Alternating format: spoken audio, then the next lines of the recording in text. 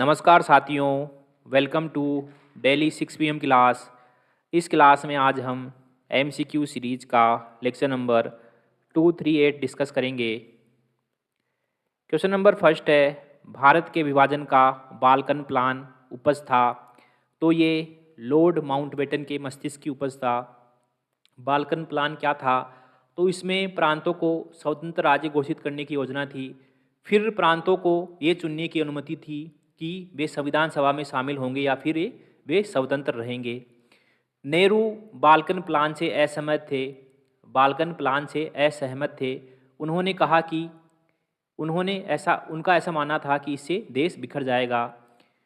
Mountbatten ने इस योजना के तहत पंजाब और बंगाल के विभाजन का प्रस्ताव रखा था, जिसे जिन्ना ने भी अस्वीकार कर दिया था।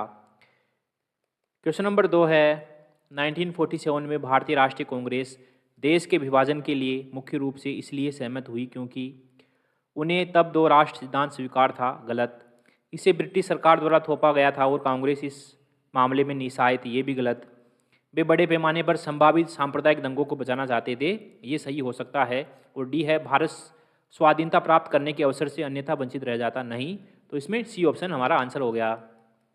क्वेश्चन नंबर 3 है, भारत के विभाजन के विकल्प के रूप में गांधी जी ने माउंटबेटन को सुझाया था कि वे स्वतंत्रता प्रदान करने के कार्य को स्थगित करें, नहीं जिन्ना को सरकार बनाने के लिए आमंत्रित करें। यह है ठीक है, तो इसमें बी ऑप्शन सही है। नेहरू एवं जिन्ना को साथ साथ सरकार बनाने के लिए आमंत्रित करें, नहीं। और डी है, सेना को कुछ समय के लिए अधिकार ग्रहण करने के लिए आमंत्रित करें। यह भी नहीं, तो इसमें बी ऑप्शन हमारा आंसर हो गया। क्वेश्चन नंबर 4 है, निम्नलिखित में से किसने कहा था ब्रिटिश शासन की सबसे अधिक महत्वपूर्ण उपलब्धि भारत का एकीकरण था? तो ये कहा था के.एम. पर्णिकर ने। क्वेश्चन नंबर 5 है, 15 अगस्त 1947 की मध्य रात्रि केंद्रीय असेंबली में इकबाल का गीत हिंदोस्तां हमारा तथा जनगण मन किसने गाया था? तो ये गाया था एम.एस. सुब्बालक्ष्मी ने। एम.एस. सुब्बालक्ष्मी कर्नाटक की गायिका थी और वे प्रथम संगीतकार म्यूजिशियन है जिनको भारत रत्न मिला है।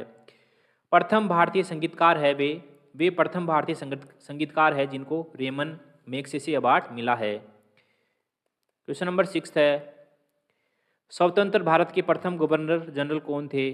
तो स्वतंत्र भारत के प्रथम गवर्नर जनरल थे लॉर्ड माउंटबेटन, जो कि 1947 से 48 के मध्य गवर्नर जनरल रहे। क्वेश्चन नंबर 7 है, भारत के प्रथम एवं अंतिम भारतीय गवर्नर जनरल कौन थे? तो ये हैं सी राजगोपालाचारी।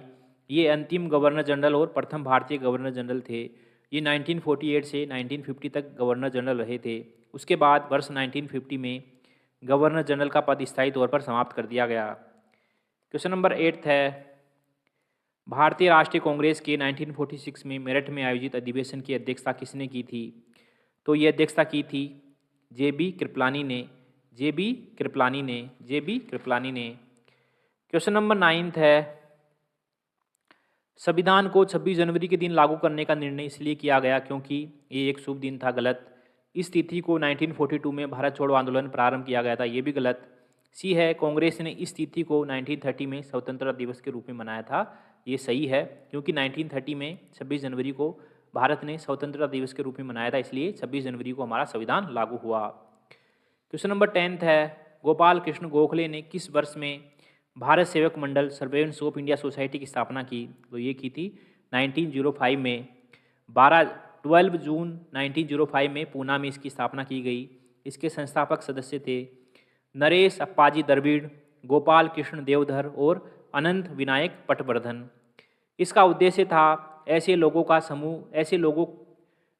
के समूह को तैयार करना जो निजी स्वार्थ से परे देश के लिए बलिदान दे सके और कल्याणकारी उद्देश्य के लिए विभिन्न जातियों और धर्मों के लोगों को एकजुट करने का काम किया इस संस्था ने। इसी के साथ एमसीक्यू सीरीज का लेक्चर नंबर 238 यहीं समाप्त होता है। मिलते हैं अगले लेक्चर में, तब तक के लिए थैंक यू वेरी मच।